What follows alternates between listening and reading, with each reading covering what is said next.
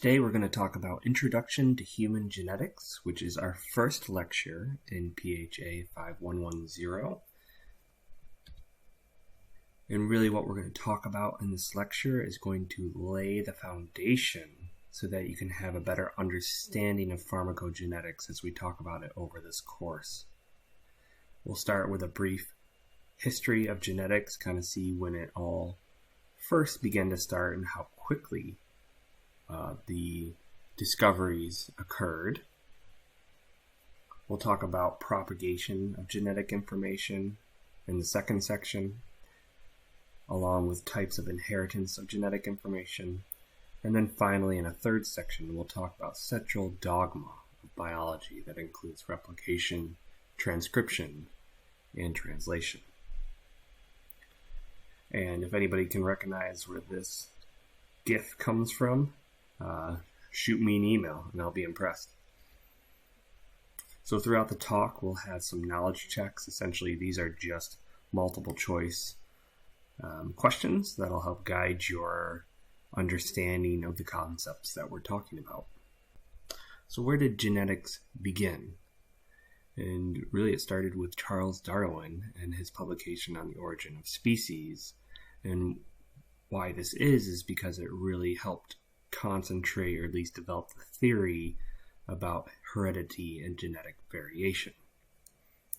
And as you can see, about 10 years later, not even 10 years later, that's when Gregor Mendel, who is that monk, he was working with pea plants in his monastery, hybridizing them, cross-pollinating them, and he really laid out the basic theory of genetics. As we continue on, less than 10 years later again, Friedrich Miescher isolated what ended up being nucleic acid, and he did this from patients where he took the pus from their wounds and was able to treat it and pull out the nucleic acids because of their specific chemical makeup. But it wasn't until 1900, so almost 40 years later, that someone really began to look at Mendel's work and decided that there's something really amazing here, and that's when genetics really started to take off. And from there, you can see that over the next 50 years, they began to use more technical research methods to take x-rays of mutations, to induce mutations, and really pull out the DNA, which is the hereditary material that was discovered. Then, after the 1950s, is really when genetics began to explode. That's when Watson and Crick discovered the structure of DNA. And then within 50 years, we had actually sequenced several genomes, including the human genome. So as you can see, starting in the 1850s all the way to 2000, we really had quite a precipitous increase in our knowledge about genes and their effects in human health.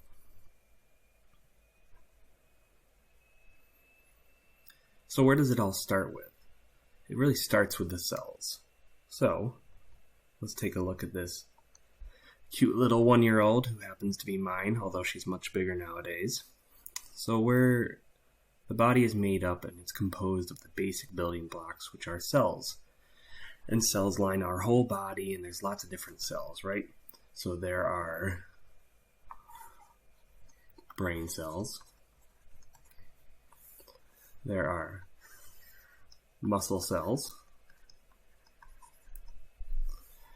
And there's also, especially on babies, lots of fat cells.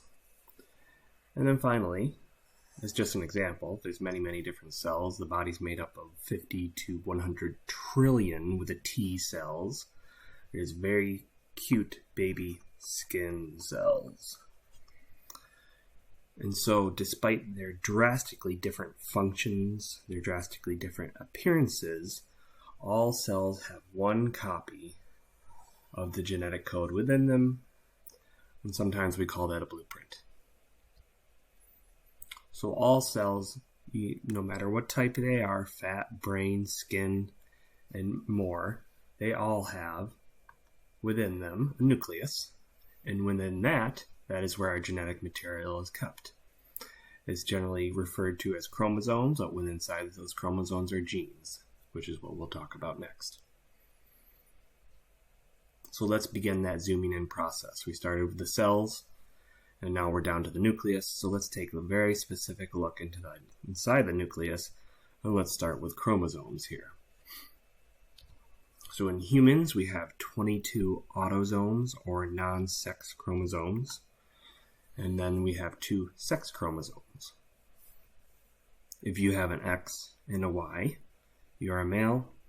If you have 2 X chromosomes, sex chromosomes, you are a female. All chromosomes come in pairs, except for the sex chromosomes, but they come in a pair in and of themselves, so either XX or XY. And that makes humans have, gives us a total of 46 different chromosomes. Chromosomes basically look like this. You can actually see them under a microscope, and they kind of have this characteristic look. These are actual pictures of chromosomes up here, so you can see it's pretty close to this graphical representation. But each chromosome kind of has the regions of it, which are called a telomere, which are the ends, and the centromere, which is kind of the middle where they touch each other. And this is another look of it here. There's 23 pairs again, 22 autosomes, and 1 pair of sex chromosomes down here. And you get 1 from your mother and 1 from your father. That makes us diploid. Here's a picture of an actual in situ hybridization assay, which basically makes chromosomes look very colorful. As you can see here, whatever method or whatever assay they're doing in this research picture, they have some of the chromosomes that are outside of the nucleus, and then they have the condensed versions within the nucleus, which you can see here by the colors. And you can see that the colors are similar within and without. It's just that these chromosomes are out here and packed and condensed, while in here the chromosomal structure is much more loose, much more non-condensed, if you will. But chromosomal genetic disorders are generally very rare, and the reason that they're very rare is because in general, a chromosomal disorder or a genetic error at the chromosomal level is not favored, and it's not able to be survivable for the most part. And so that's why they're rare, and there's not too many of them. One type of genetic chromosomal disorder is called aneuploidy. So if you look at this chromosome set here, can you identify where the chromosomal error is? I'll give you 1 second to take a look at them. So the actual chromosomal error in this picture is here, where there are actually 3 chromosome number 21s. And this is called trisomy 21 or Down syndrome. And it happens in about 1 in 691 births.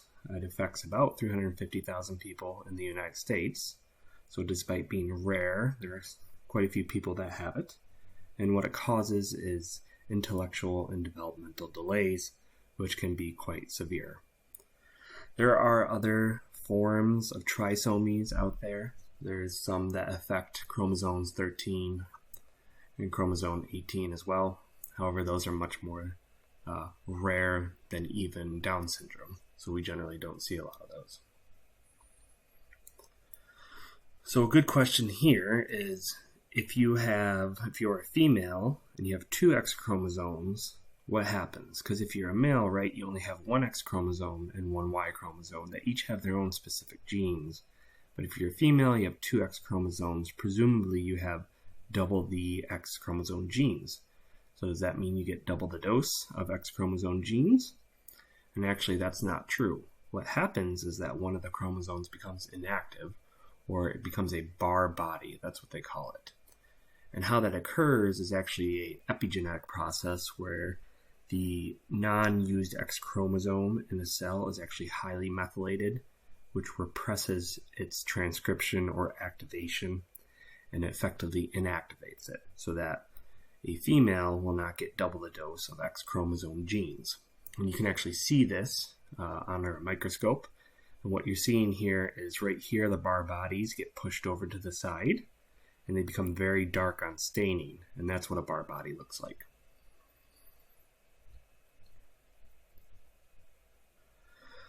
Chromosome packing really determines the expression. What we mean by this is that the packing of genetic material into chromosomes is really vital and critical to how these genes are expressed throughout the bodies. So again, like we talked about before, chromosomes have telomeres and they have centromeres, but within a chromosome, and you can actually see this with certain staining methods in a lab, some areas are called heterochromatin, which is closed or not able to be transcribed or expressed in the body, while other areas are called euchromatin, and that's open, and it's less condensed, meaning that the body's machinery can get to it, it can transcribe it effectively and express that gene to do whatever jobs it needs to do within the cells. So let's do a knowledge check. What is the gender and number of Barr bodies of the following chromosomal arrangement? XXX, Y. Is it a female with 2 Barr bodies, a male with 1 Barr body, a male with 2 Barr bodies, or a female with 1 Barr body? I'll give you 1 second to think about it. So we have X, X, X, Y. Within here, we definitely have an XY, right? So that makes them a male at least. So that narrows it down to these two.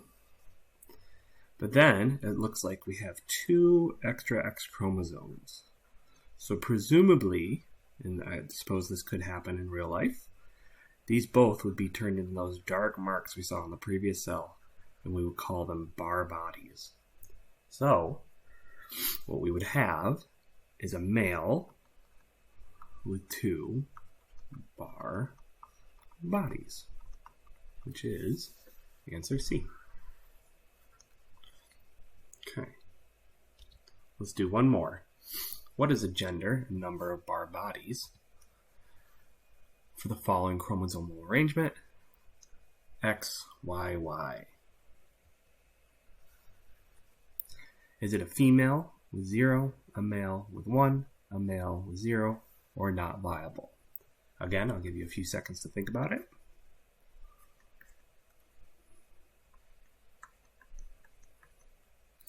So we have X, X, Y, Y, or X, Y, Y again. So we have an XY again, which we would presume would be a male, but we have an extra Y chromosome. So what happens here?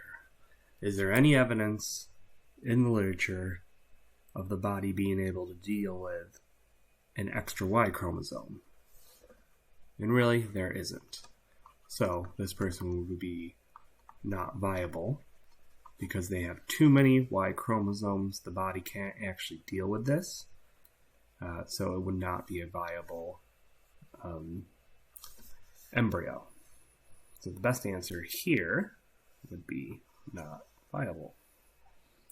And the overall point here is that the body has abilities to inactivate extra X chromosomes, which could become useful if for some reason you had multiple X chromosomes in a fusion event between 2 gametes. However, the body cannot do the same with Y chromosomes, so those are inherently and always non-viable. So let's continue to zoom in here. We started again with the cell level, looking at all those different cells, and then we zoomed into the nucleus, and we went way into the nucleus to begin to look at chromosomes, which are highly packed, condensed genes, right? So let's start to see what makes up a chromosome in those highly compact genes. What makes up chromosomes is called a nucleosome. So what's a nucleosome? Essentially, it's these particular proteins called H2A, H2A, H2B, and they all have partners, so they come in doubles, H3 and H4. So there's 8 proteins, and then wrapped around it is double-stranded DNA. Okay? And the double-stranded DNA wraps around it with 146 base pairs. You can see the actual visual level here. That's a 10 nanometer bead. So throughout the whole chromosomal structure, you have DNA tightly wrapped around histones to effectively organize and package it. And what that does is it makes it really efficient. So let's see an example of why this is efficient. This is one I always talk about in class. So you have me, right? Me, Dr. B, in my home. And Dr. B, when he first got a house, he had a hose outside. And that hose just kind of laid on the ground because Dr. B is kind of lazy. And so the hose would kind of be like this. It would be all on the ground and then connected to the wall. And so when Dr. B would have to come get it, I guess Dr. B was kind of happy when he first started. He would come grab it and he wouldn't be able to find the end, which would be right here. And when I would pull it, it would all just get tangled and it would be a disaster. And that left me being a unhappy Dr. B. But later, I invested a little bit of money. What I bought was a little spool for my hose. And I attached it to the wall so that now my hose is nicely wrapped on the spool.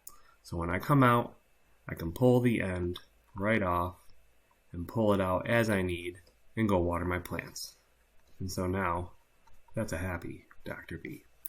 So what it leads to is very efficient and very well organized packaging versus this is disorganized packaging of DNA. So when the body needs very rapid and essential access to certain genes, this is the method that's going to do that with the most ease, with the least energy input, so that they can go and open up certain genes, transcribe them, close them back up very quickly. If the DNA existed in this state at all times, it would be very energetically unfavorable, it would be very difficult to get access to certain genes at times, and probably we wouldn't be here today if we had this type of packaging mechanism in our bodies.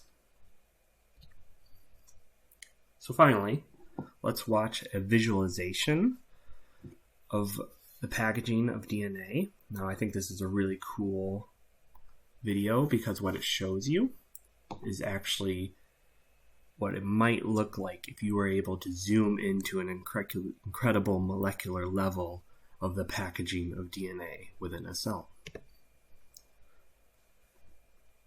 In this animation, we'll see the remarkable way our DNA is tightly packed up to fit into the nucleus of every cell.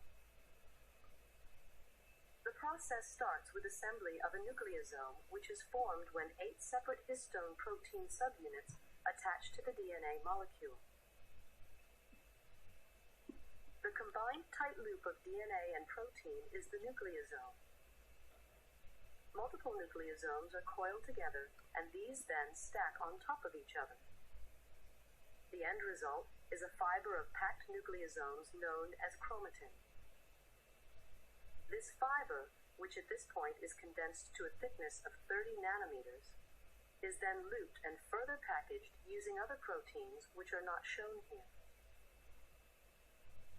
This remarkable multiple folding allows 6 feet of DNA to fit into the nucleus of each cell in our body, an object so small that 10,000 nuclei could fit on the tip of a needle. The end result is that the DNA is tightly packed into the familiar structures we can see through a microscope, chromosomes.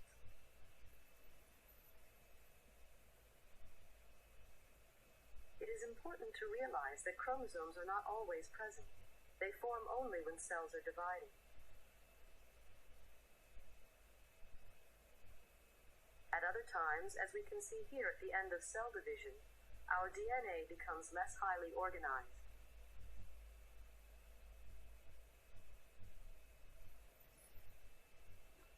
So I think that was a good highlight of what happens with the chromosomes, how they're packed, when they're packed. So again, as the video says, They're not always in the chromosomal structure, but generally when they are is when they need to be utilized. So when they need to be replicated, when they need to be transcribed, which we'll go over in part 3. When they need to be used, they go into that highly efficient packing form so as to be able to efficiently and energetically, in an energetically favorable way, replicate and transcribe. So let's do one knowledge check here. What is the apparent purpose of those nucleosomes that we talked about? So those nucleosomes, again, are those 8 proteins that are wrapped around with 146 base pairs worth of DNA. So is it A, nucleosomes prevent mutations occurring in short lengths of DNA? Or B, nucleosomes are regions of DNA transcription and hold the RNA in position along the DNA strand. C, nucleosomes reduce the length of chromatin fiber. And D, nucleosomes are unique to humans and their function is unknown. So the best answer here is C. Okay. Nucleosomes reduce the length of chromatin fiber. Again, it's there for that efficient packing. Just think of Dr. B's hose on a spool on the side of my house. Makes it really efficient to tie up that hose that way versus just laying it behind the bush, which is what I used to do.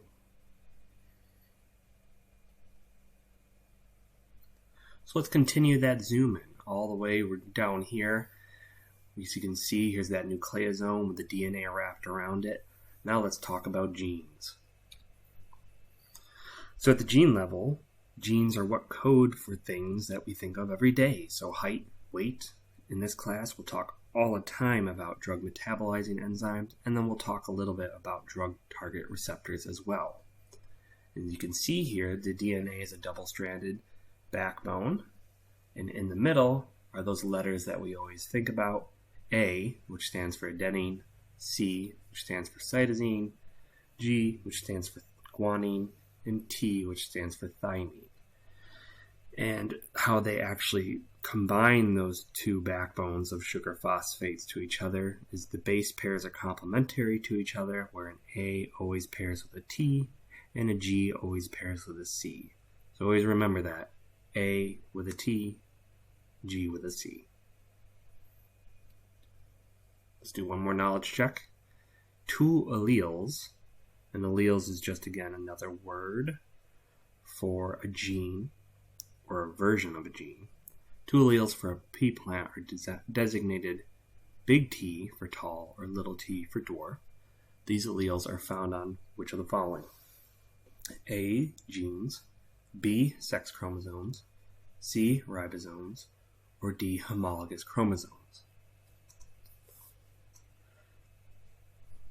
Now the best answer here would be genes, because that's what we're talking about anyways.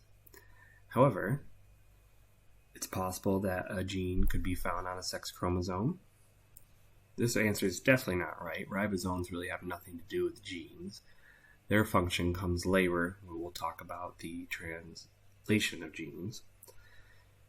Or they could be found on homologous chromosomes, which means that they're a set of chromosomes, one from your mother and one from your father.